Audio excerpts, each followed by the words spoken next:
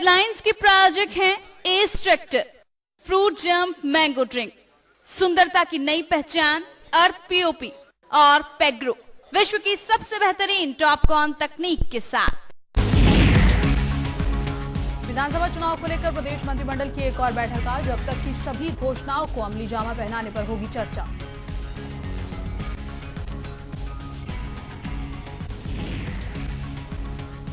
दिल्ली में हरियाणा चुनाव समिति की बैठक जारी। प्रदेश प्रभारी शकील अहमद की अध्यक्षता में हो रही है बैठक।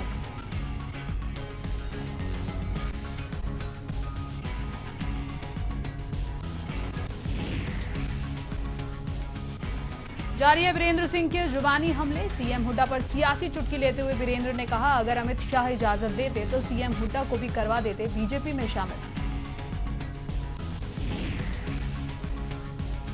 करनाल में बीएसपी की जनसभा आज। हाल ही में कांग्रेस छोड़कर बीएसपी में शामिल हुए डॉक्टर अरविंद शर्मा की अध्यक्षता में होगी जनसभा।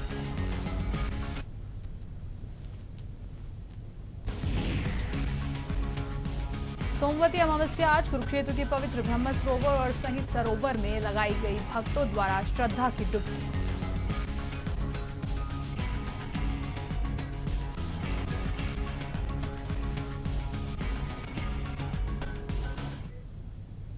नमस्कार, जनता टीवी में आपका स्वागत है। मैं हूं नेहा विनाश सिंह और इस वक्त की बड़ी खबर करनाल से आ रही है, जहां पर बीएसपी की आज एक बड़ी जनसभा है। इस वक्त की बड़ी खबर करनाल से, जहां पर बीएसपी की जनसभा का आयोजन किया गया है आज। डॉक्टर अरविंद शर्मा, जो कि हाल ही में बीएसपी में शामिल हुए हैं, इस बैठक की जनसभा की अध्यक्षता करेंगे। और माना यह भी जा रहा है कि सीएम पद के उम्मीदवार हैं अरविंद शर्मा। बीएसपी में शामिल होते ही सीएम पद का उम्मीदवार घोषित कर दिया गया है बीएसपी की तरफ से इन्हें। और इन्हीं की अध्यक्षता में डॉक्टर अरविंद शर्मा, जो कि पिछले काफी समय से कांग्रेस में थे, करनाल से लड़ रहे थे कांग्रेस की तरफ से, लेकिन अब बीएसपी में शामिल हो गए और बीएसपी में शामिल होते ही इन्हें बीएसपी की तरफ से तोहफा मिला है। सीएम पद की दावेदारी के लिए उस रेस में इन्हें शामिल कर दिया गया है बीएसपी की तरफ से अरविंद शर्मा को। करनाल में आज एक जनसभा आयोजित की जाएगी बीएसपी की तरफ से और उसमें डॉक्टर अरविंद शर्मा की अध्यक्षता होगी। डॉक्टर अरविंद शर्मा की अध्यक्षता में करनाल में बीएसपी की आज एक जनसभा होगी। अभी कुछ ही समय पहले लोकसभा चुनावों के बाद कहें और विधानसभा चुनाव अभी होने वाले, तो उनसे कुछ ही समय पहले डॉक्टर अरविंद शर्मा कांग्रेस छोड़कर बीएसपी में शामिल हुए हैं। और कांग्रेस में रहते हुए 2 बार ये रह चुके हैं, जीत चुके हैं, लेकिन पिछली बार जो लोकसभा चुनाव अभी हाल ही में उसमें अरविंद मिन्ना से ये हारे थे, जो कि पैराशूट कैंडिडेट कहे जा रहे थे, लेकिन उनसे ये चुनाव हार गए। और अब अरविंद शर्मा ने बीएसपी में शामिल होने के बाद एक जनसभा का आयोजन किया है। अध्यक्षता इन्हीं की होगी और साथ ही साथ सीएम पद के उम्मीदवार भी बीएसपी की तरफ से डॉक्टर अरविंद शर्मा घोषित किए गए हैं। तो इस वक्त की बड़ी खबर करनाल से, आज बीएसपी की जनसभा है करनाल में, जिसकी अध्यक्षता डॉक्टर अरविंद शर्मा, उनके नए नवेले मेंबर जो कि अब सीएम पद के दावेदार भी हैं, वो करेंगे। तो बीएसपी की तरफ से अच्छा खासा तोहफा मिला है। सीएम पद के दावेदारी जो है उन्हें दे दी गई है। चलिए बात करते हैं हमारे संवाददाता आर शैली से। आर, अगर आज की जनसभा की हम बात करें, करनाल में जो जनसभा है उसके बारे में कुछ बताएं।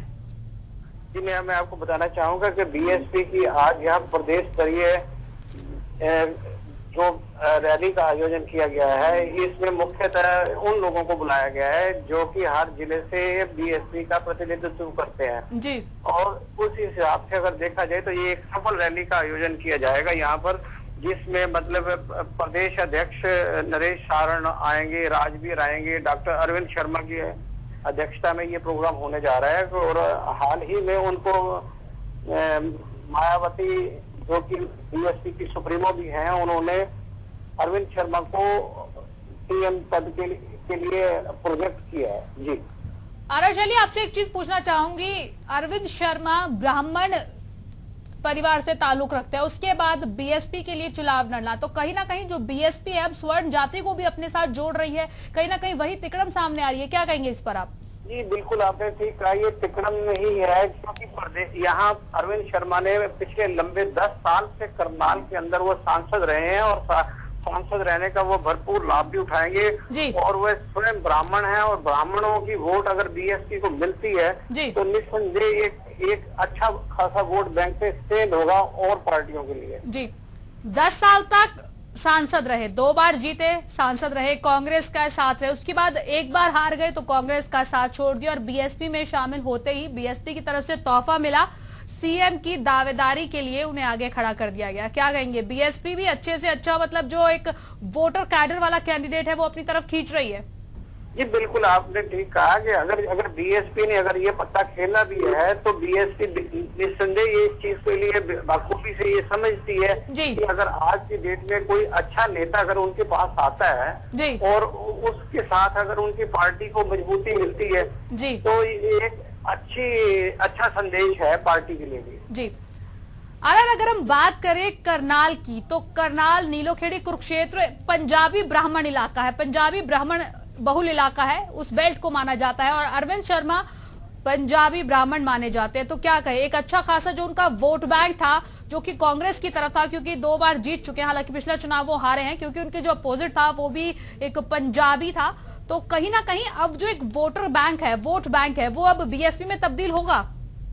जी कोशिश ये होती है कि अगर पंजाबी वोट बैंक भी अगर अरविंद शर्मा के साथ आता है तो आने वाले चुनाव के अंदर हरियाणा भर में कहीं ना कहीं इफेक्ट पड़ेगा। जैसे अगर आप पानीपत ले लीजिए, कुरुक्षेत्र ले लीजिए, करनाल ले लीजिए और आगे का जैसे अंबाला है, ये सारे पंजाबी बेल्ट ही कहलाती है। बिल्कुल बिल्कुल। अगर पंजाबी बेल्ट के अगर लोग अगर इनके साथ मिलते हैं, बीएसपी के साथ जुड़ते हैं, तो निस्संदेह उनको भी ये लगेगा कि भी एक अच्छे सशक्त नेता के नेतृत्व में उनको आगे हो सकता है। अगर ये सीएम बढ़ते हैं तो उनके काम भी निकले। जी।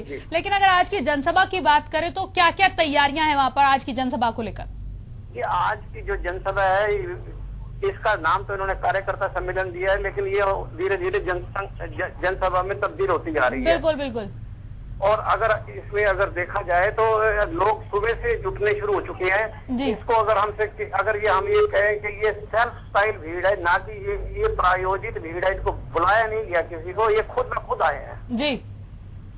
और ये एक बहुत बड़ी बात होती है कि भी जैसे हर जनसभा में, रैलियों में भीड़ जुटाई जाती है, यहाँ भीड़ नहीं जुटाई गई, ये खुद ब खुद आ रहे हैं लोग। जी चलिए यार, बहुत बहुत शुक्रिया आपका। चलिए अब रुक करते हैं अविनाश कुमार सिंह की तरफ, जो कि हमारे आउटपुट हेड है। अविनाश, अगर आज की जनसभा की हम बात करें, हालांकि कार्यकर्ता सम्मेलन था लेकिन धीरे धीरे जनसभा बनता जा रहा है, क्या कहें? एक तो बीएसपी का अपना वोट बैंक, उसके बाद अरविंद शर्मा जो कि एक ब्राह्मण परिवार से ताल्लुक रखता है, उनका अपना वोट बैंक, कहीं ना कहीं दोनों ही वोट बैंक आपस में मिले हैं। बिल्कुल, देखिए चुनाव के मैदान में जो जंग होता है उसमें सब कुछ जायज होने वाली कहावत बहुत पुरानी है और उसी को सार्थक साबित किया अरविंद शर्मा ने। बात करें अरविंद शर्मा की, तो कांग्रेस से कहीं ना कहीं नाराज थे, चाहे वो वजह भीतरघात रही हो या फिर उन्हें लगा हो कि खुद का यदि सियासी वजूद बचाना है तो फिर किसी दूसरी पार्टी को रुख किया जाए। बात करें बीएसपी की, तो वहाँ उन्हें एक तरीके से मुख्यमंत्री पद के जो दावेदार घोषित किया गया है। हालांकि बीएसपी लोकसभा चुनाव में कोई अच्छा प्रदर्शन नहीं कर पाई थी, लेकिन कहीं ना कहीं जिस तरीके से सीटें जो बीएसपी के खाते में आई, उसने कहीं ना कहीं पार्टी की नींव रख दी प्रदेश में, और उसी को पूरी तरीके से विधानसभा चुनाव में जो लोकसभा में जो नींव रखी गई थी उसको कैश कराने की कवायद की जा रही है।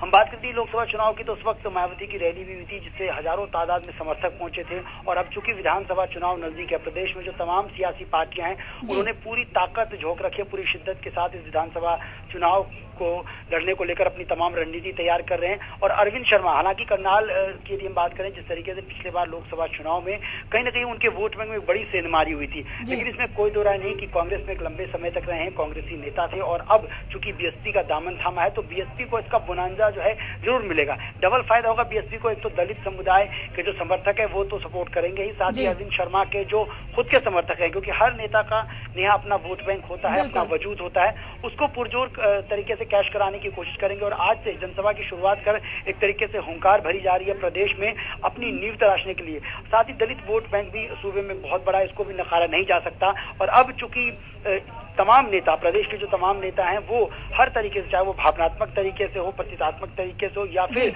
आंकड़ों को दिखाकर प्रदेश की जनता को। यहाँ पर आपसे एक चीज पूछना चाहूंगी, वोट बैंक का बोनंजा मिलेगा बीएसपी को, तो कहीं ना कहीं दूसरे जो दल हैं, दूसरी पार्टियां इससे यकीनन सख्ते में आएंगी, वो भी चाहेंगी वो भी कोई पंजाबी ब्राह्मण उतारे उनके खिलाफ, क्योंकि जो लोकसभा चुनाव हुए थे उसमें ऐसा ही कुछ देखने को मिला था।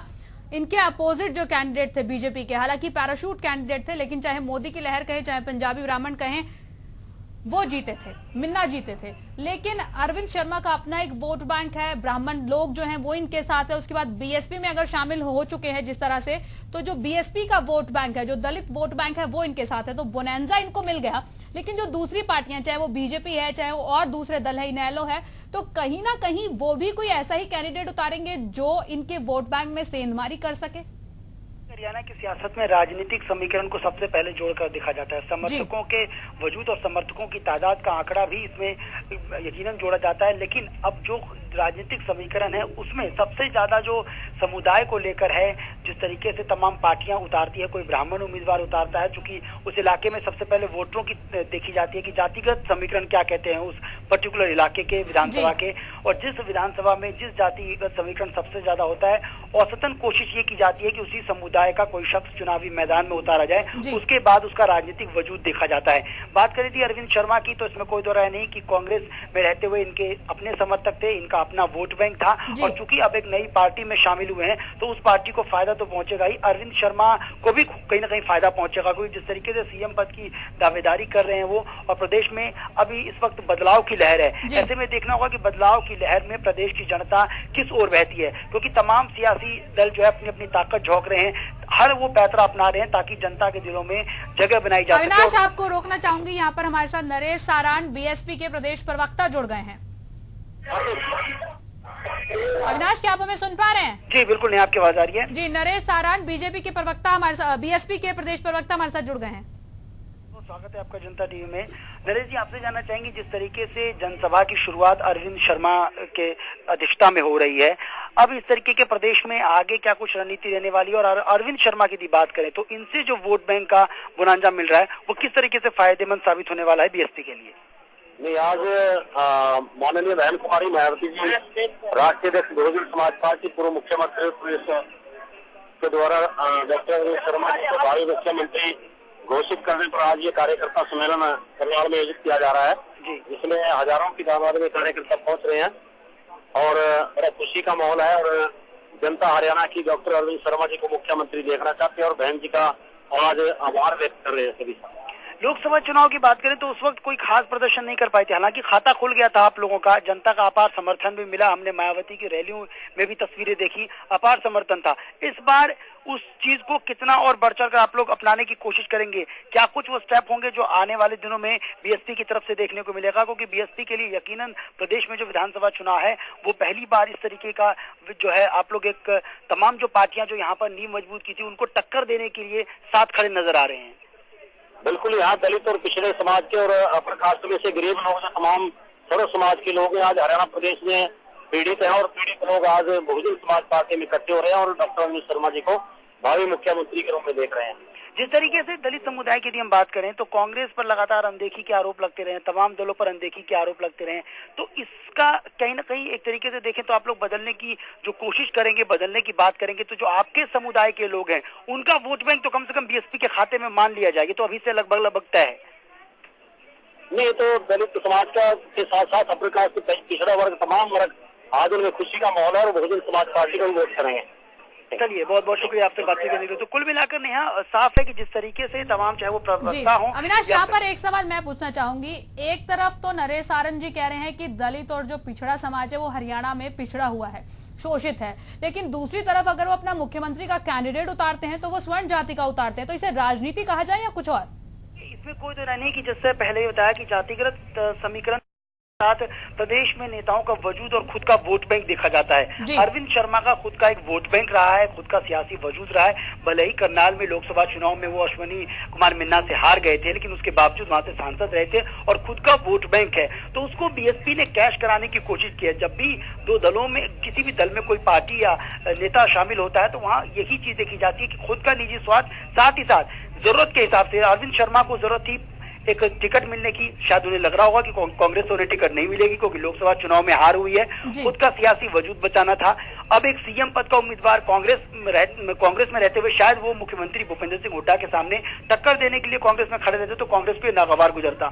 उन्हें एक नई शुरुआत चाहिए थी, क्योंकि कहीं ना कहीं कांग्रेस से जो लोग नाराज हैं वो अरविंद शर्मा को उन्होंने एक तरीके से साइडलाइन कर दिया और अरविंद शर्मा भीतरघात का भी आरोप लगाते रहे, कांग्रेस से नाराज थे। ऐसे में किस पार्टी में जाए ताकि उनके राजनीतिक वजूद और सियासी वजूद एटीट्यूड जो उनका रहा है उसके हिसाब से उन्हें पद भी मिले और वहां उन्हें पूरा सम्मान मिले। इसलिए उन्होंने बीएसपी का रुख किया। उन्होंने प्रेस कॉन्फ्रेंस में भी कहा था कि कांग्रेस के खिलाफ किस तरीके से उनके जहन में जो गुबार था उन्होंने बखूबी निकाला वहां पर, और अब बीएसपी का दामन थामा है। यकीनन बीएसपी के लिए प्रदेश में एक नई शुरुआत है, नई बदलाव है, लेकिन इसमें कोई दो राय नहीं कि जिस तरीके से प्रदेश की जनता तमाम सरकारों से, बात करें कांग्रेस सरकार की, इन लोगों से कहीं ना कहीं परेशान हो चुकी है। जो जनता का आरोप है, जनता की शिकायतें हैं, ऐसे में बीएसपी एक बड़ी पार्टी के तौर पर तो प्रदेश की हम बात करें तो कम से कम यदि 10 से 15 सीटें भी बीएसपी के खाते में गई या 5 से 10 सीटें भी गई तो एक बड़ा बदलाव कर सकती है, सरकार बनाने में अहम भूमिका हो सकती है। क्योंकि दलित समाज जो है लगातार कांग्रेस सरकार की उपेक्षाओं का शिकार रहा है। हमने कई बार देखा दलितों के नेता कुमारी शैलजा भी लगातार इस सवाल को उठाते रही है।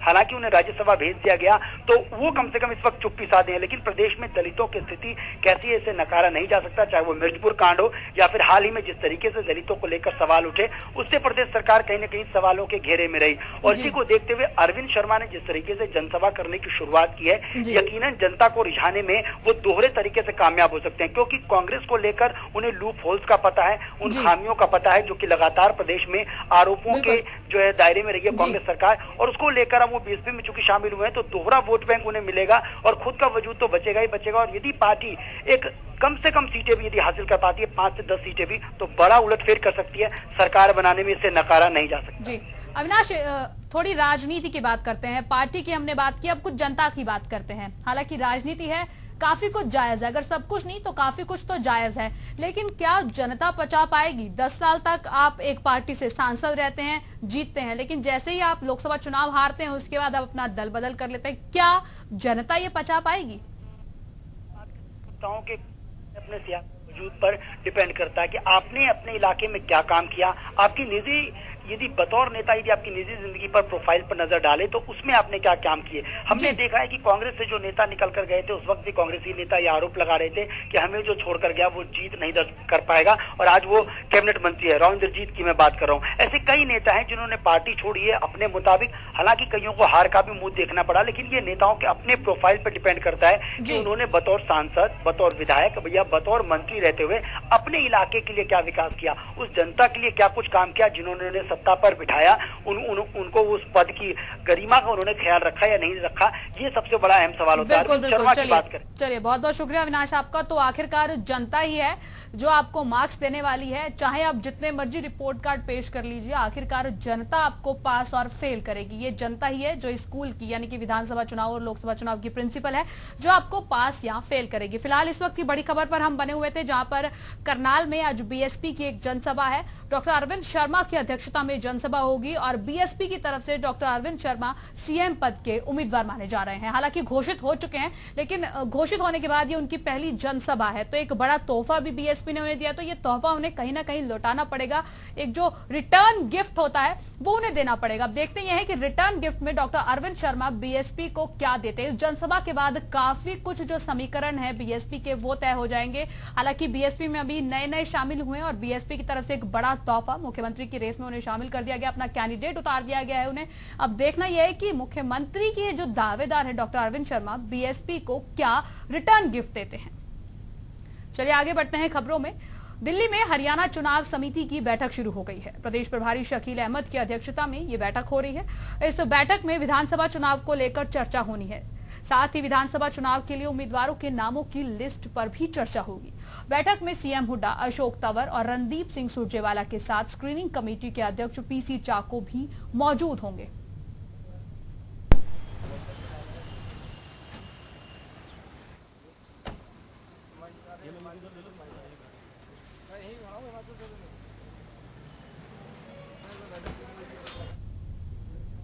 प्रदेश मंत्रिमंडल की आज एक और बैठक होगी। बता दें कि पिछले एक महीने में मुख्यमंत्री चौधरी भूपेंद्र सिंह हुड्डा की अध्यक्षता में होने वाली ये चौथी बैठक है। जानकारी के मुताबिक बैठक में मुख्यमंत्री हुड्डा की 24 अगस्त को पानीपत रैली के दौरान हुई घोषणाओं को अमली जामा पहनाने के लिए चर्चा की जा सकती है, ताकि आचार संहिता लगने के बाद भी जनता को इसका फायदा मिल सके।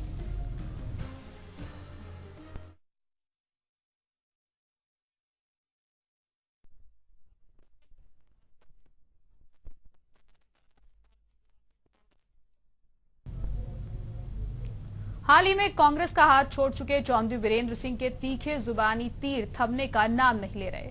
चौधरी वीरेंद्र सिंह ने कांग्रेस पर वार करते हुए कहा कि इस बार विधानसभा चुनाव में कांग्रेस पार्टी पूरी तरह से खत्म हो जाएगी। वीरेंद्र सिंह ने दावा किया कि जींद रैली के दौरान बीजेपी अध्यक्ष अमित शाह अगर इजाजत देते तो सीएम भूपेंद्र सिंह हुड्डा को भी बीजेपी में शामिल करवा देते। वहीं प्रदेश सरकार की तरफ से लगातार हो रही घोषणाओं पर उन्होंने राज्य के मतदाताओं को रिश्वत बताते हुए चुनाव आयोग से जल्द ही आचार संहिता लगाने की मांग भी की है।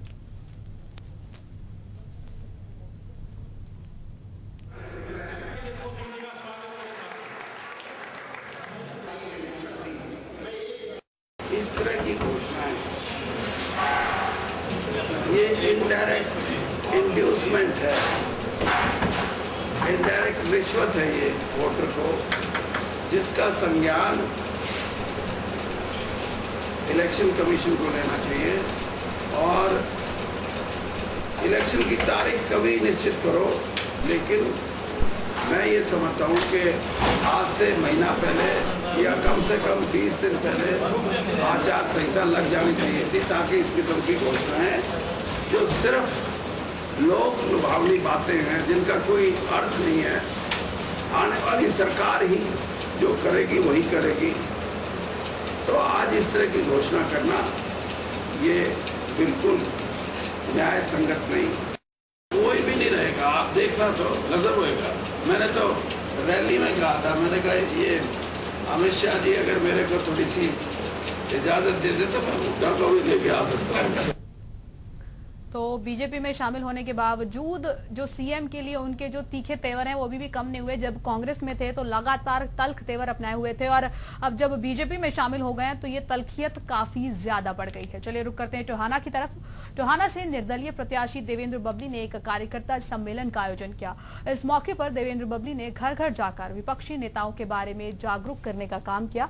वहीं इस दौरान देवेंद्र बबली ने विपक्षियों पर निशाना साधते हुए कहा कि आज तक लूटपाट की राजनीति होती आई है, लेकिन टोहाना की जनता अब बदलाव चाहती है, और आज तक टोहाना में विकास हुआ ही नहीं है।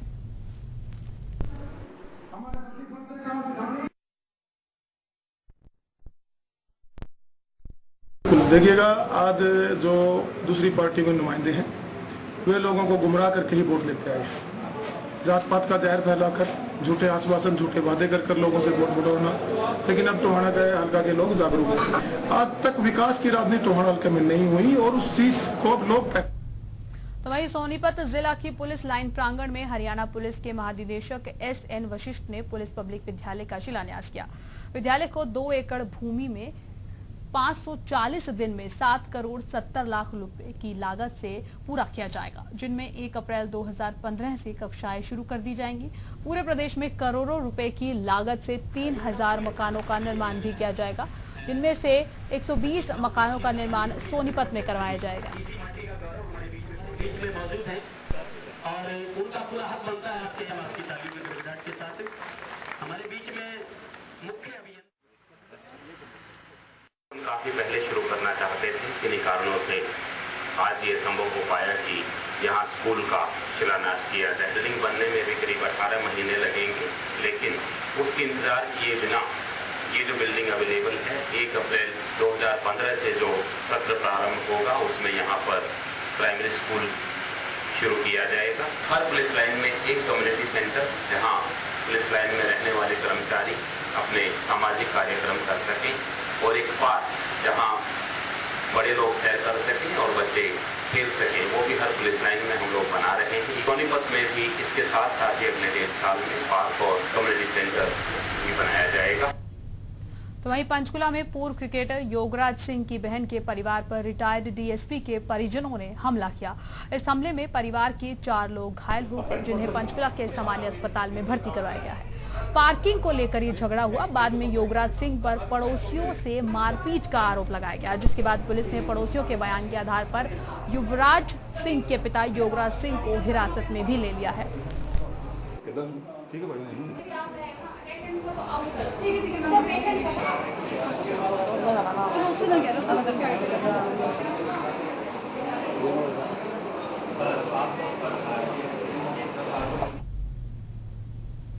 हिसार के फर्नीचर व्यापारी से 10 लाख रुपए की फिरौती मांगने के आरोप में पुलिस ने 3 लोगों को गिरफ्तार किया है। पुलिस के मुताबिक आरोपियों ने फिरौती मांगने के लिए फर्जी सिम का इस्तेमाल किया। पुलिस ने तीनों आरोपियों से एक पिस्तौल भी बरामद की है। तीनों आरोपियों को कोर्ट में पेश कर पुलिस ने रिमांड पर लिया जाएगा। साथ ही फर्जी सिम कार्ड बेचने वालों के खिलाफ भी कानूनी कार्रवाई की जाएगी।